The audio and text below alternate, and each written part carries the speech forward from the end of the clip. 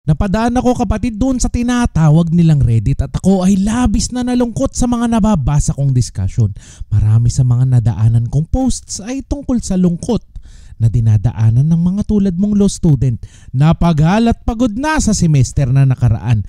Marami ding mga nagrereklamo sa kanilang mga grades na natanggap, lalo na sa kawalan ng batayan o basehan ng kanilang mga naging professor sa pagbibigay ng grades. Tonight, I'll be sharing with you why motivation is important in law school. I'll also be talking about why your why matters in law school.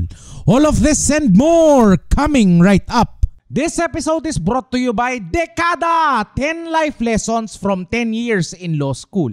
Sa akdang ito, ako na ang nagkamali, nadapa, lumuha at nasaktan para ikaw kapatid ay makatapos sa loob ng 4 o 6 na taon. Think of it as a game guide, a cheat sheet that you can use throughout your law school journey. By purchasing this ebook, you are sowing the seeds of free legal aid for those who fall within the gaps of the law. With your help, we can bring the law to the people and more people to the law. Grab your copy through the link in the description down below.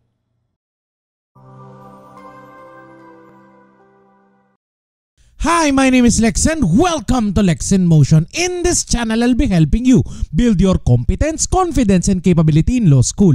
Start today by hitting the subscribe button below. New episodes are posted every Friday.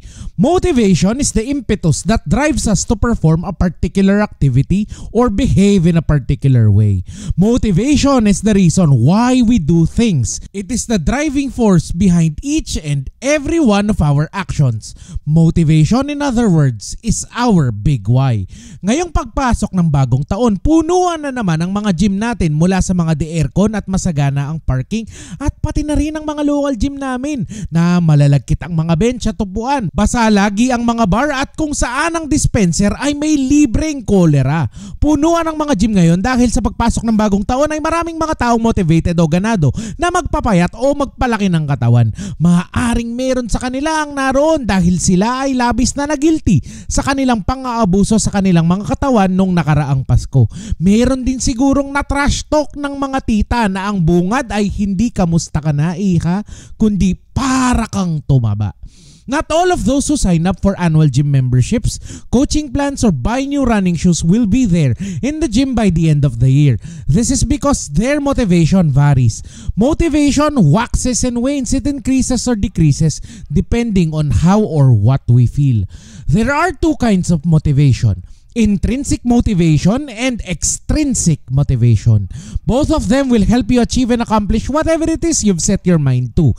Here's what I mean. Intrinsic motivation is the driving force we feel because we enjoy the activity. This is the kind of rewarding feeling we have because the activity itself is our motivation. Motivated tayong maglaro ng ating mga paboritong online games, RPG o MOBA dahil sadyang kasaya-saya namang maglaro. We have fun as and while we are gaming. That is why we play.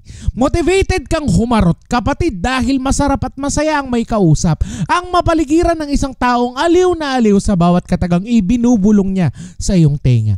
Or more precisely, bawat letrang dinudut-dut mo sa iyong keyboard. Wow ha? Kinaganda mo yan, te?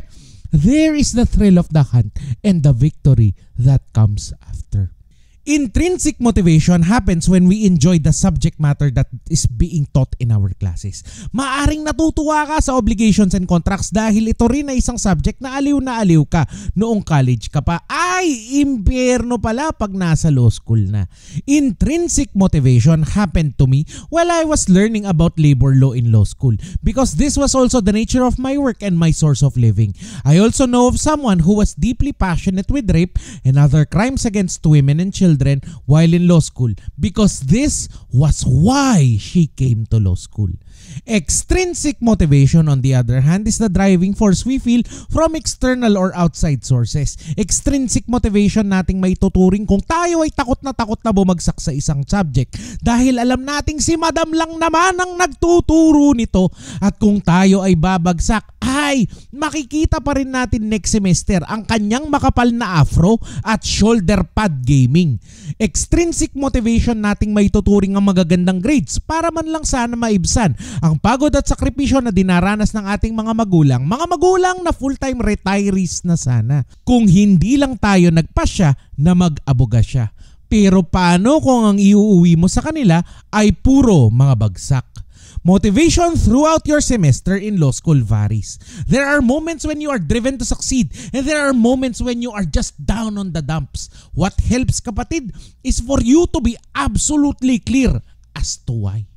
Why are you in law school matters. And it is perhaps the single biggest factor of success in law school and lawyering. Sa parehong paraan nung mga panahong ako ay estudyante pa, motivated akong mag-digest ng mga kaso. I considered it fun to stay alone in my apartment on a Saturday night and grind out cases because I was trying to carefully perfect my handwriting. At that time, my motivation was just to have beautiful penmanship. That was my intrinsic motivation. However, my extrinsic motivation was not to get good grades. I knew in my head that grades in law school did not matter. What mattered more was how much I was learning and how I could use it to achieve my big why. So, why are you in law school? Why are you here?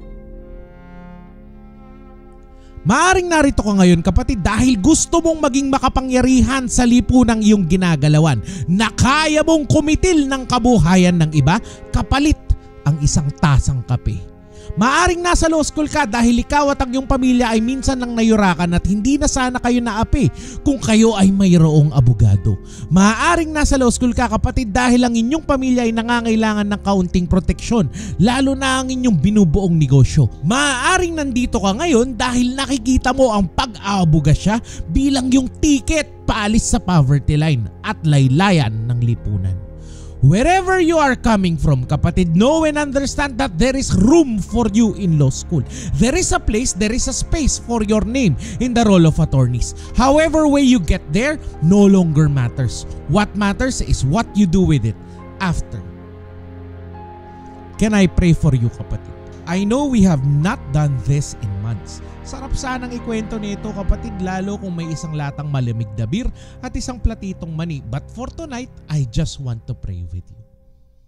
Father, I come to you now in your humble presence with my friend, my brother, my sister, my friend, who is one with me in prayer.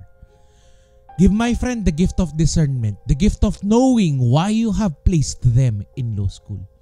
The road ahead is not easy, and the motivation to get to the finish line may come and go.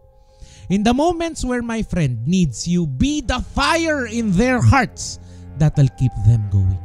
In the moments where my friend needs a little push, be the hand that guides them forward. In the depths of despair, be the calming presence that they need. This we ask in the mighty name of Jesus we pray. In the mighty name of Jesus we pray. Amen and amen. Why are you in law school? Why are you here? Comment your answers below, kapatid, and get a chance to win a copy of our digital workbook 8, 101 practice problems for lost law students and bar takers. The lucky winners will be announced next week. Salamat, kapatid, kung inabot mo ang ending ng episode na to. Salamat kung kahit papaano ay nakatulong naman ang ilang minuto nating pagkukwentuhan dito. Thank you so much for watching. Like and share this video for good law school karma, and I will see you next Friday.